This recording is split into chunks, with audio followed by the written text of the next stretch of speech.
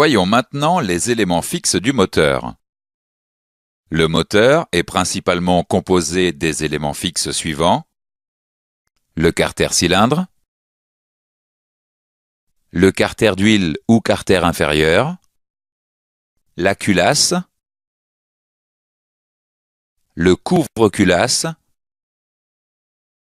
le collecteur d'échappement et le collecteur d'admission.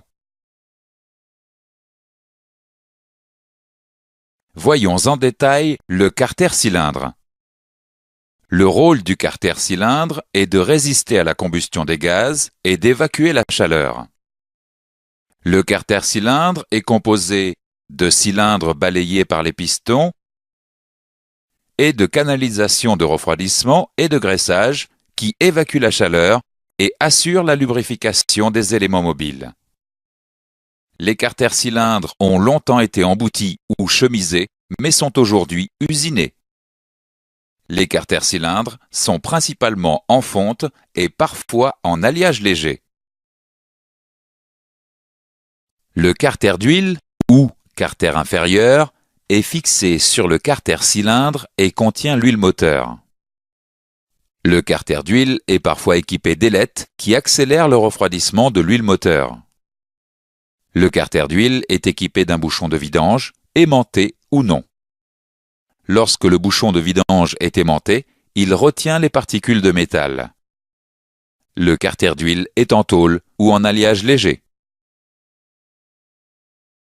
Le rôle de la culasse est notamment d'évacuer une partie de la chaleur de la combustion des gaz. La culasse coiffe le carter cylindre et est équipée des soupapes et des arbres à cames. La culasse est constituée des éléments suivants: des chambres de combustion dans lesquelles se trouvent les bougies de préchauffage ou d'allumage, des orifices d'admission des gaz frais, des orifices d'échappement des gaz brûlés, et un réseau de conduits de refroidissement qui communique avec le carter cylindre. Les culasses sont généralement en alliage léger. Le joint de culasse est situé entre le carter cylindre et la culasse. Le rôle du joint de culasse est d'assurer l'étanchéité entre les éléments suivants: les gaz de combustion et le liquide de refroidissement, les gaz de combustion et l'huile moteur et le liquide de refroidissement. Le couvre-culasse est fixé sur la culasse et remplit la fonction de carter d'huile supérieur du moteur. Le couvre-culasse comprend un bouchon de remplissage d'huile moteur et sur certains moteurs, les bobines d'allumage et les bougies. Sur certains moteurs, le couvre-culasse participe au positionnement des arbres à cames.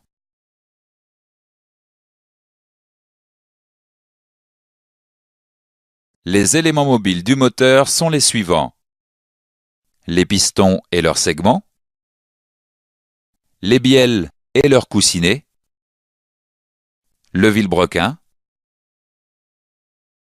les arbres à cames, les soupapes,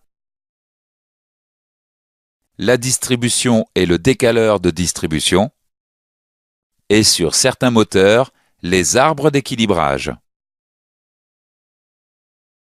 Le rôle du piston est de comprimer les gaz par des mouvements de translation à l'intérieur du cylindre. Le piston est composé des éléments suivants: une tête de forme cylindrique de diamètre légèrement inférieur à celui du cylindre, une jupe qui permet son guidage dans le cylindre, un axe en acier traité pour résister aux efforts de flexion qui assurent la liaison avec la bielle. Le piston est moulé, parfois en fonte, mais généralement en alliage léger. Pour améliorer le rendement du moteur, les pistons peuvent disposer de plusieurs configurations. Le piston comporte 3 types de segments qui sont des anneaux circulaires en fonte douce, parfois en acier, et pourvus d'une fente qui leur donne une certaine élasticité. Le segment pare-feu empêche le passage des flammes vers le carter d'huile. Le segment d'étanchéité assure le maintien de la compression des gaz. Et le segment racleur d'huile empêche les remontées d'huile vers les chambres de combustion. La bielle transmet l'effort de poussée du piston au vilebrequin. La bielle transforme le mouvement de translation du piston en mouvement circulaire continu du vilebrequin. La bielle, en acier forgé à très haute résistance, est composée des éléments suivants.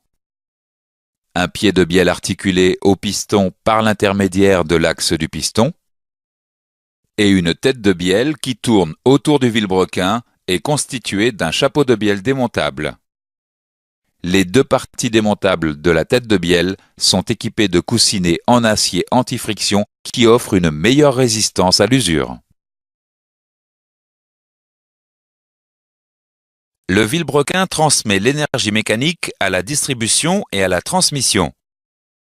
Le vilebrequin est un arbre en fonte ou en acier forgé, guidé en rotation dans les paliers fixés sur la partie inférieure du carter cylindre.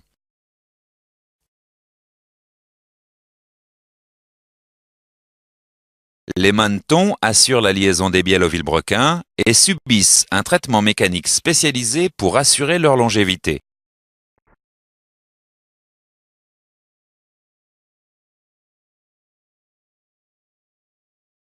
Les tourillons assurent le guidage en rotation. L'axe des tourillons constitue la ligne d'arbre du vilebrequin. Les tourillons subissent également un traitement mécanique.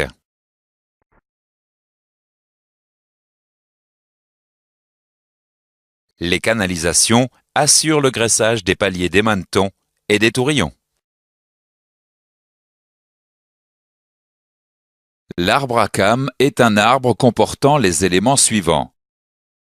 Des excroissances en acier traité appelées cames et des paliers ayant subi un traitement mécanique pour favoriser leur longévité. L'arbre à cames est monté principalement sur la culasse et parfois sur le couvre-culasse. L'arbre à cames commande l'ouverture et la fermeture des soupapes. Le vilebrequin entraîne les cames en rotation par l'intermédiaire de la distribution. Lorsqu'il y a deux arbres à cames, le premier commande les soupapes d'admission, le second les soupapes d'échappement. L'ouverture et la fermeture des soupapes sont synchronisées avec le mouvement du vilebrequin, c'est le calage de la distribution. Un numéro d'identification est gravé sur l'arbre à cames. Les trois premiers caractères indiquent le type du moteur. Le caractère suivant permet de distinguer l'arbre à cames d'admission A de l'arbre à cames d'échappement E. Les derniers caractères sont utilisés par le fabricant. Voyons maintenant les commandes de soupape. Il existe différents types de commandes de soupape. À culbuteur simple à patins, à culbuteur simple ou double à rouleau, à poussoir muni de cale et à poussoir monobloc. Les soupapes sont situées sur la culasse et ouvrent et ferment le conduit d'admission ou le conduit d'échappement. Il existe deux types de soupapes. Les soupapes d'admission qui permettent l'entrée des gaz dans le cylindre et les soupapes d'échappement qui permettent de commander la sortie des gaz brûlés. Les ressorts maintiennent appliquée la soupape sur son siège lorsqu'il n'y a aucun effort de l'arbre à cames. L'étanchéité entre la soupape et son siège doit être parfaite. Les arbres d'équilibrage permettent de réduire les acyclismes du moteur générés par les efforts dus à la combustion. Les arbres d'équilibrage tournent 2 fois plus vite que le vilebrequin car il existe 2 retours au point mort haut par tour de vilebrequin.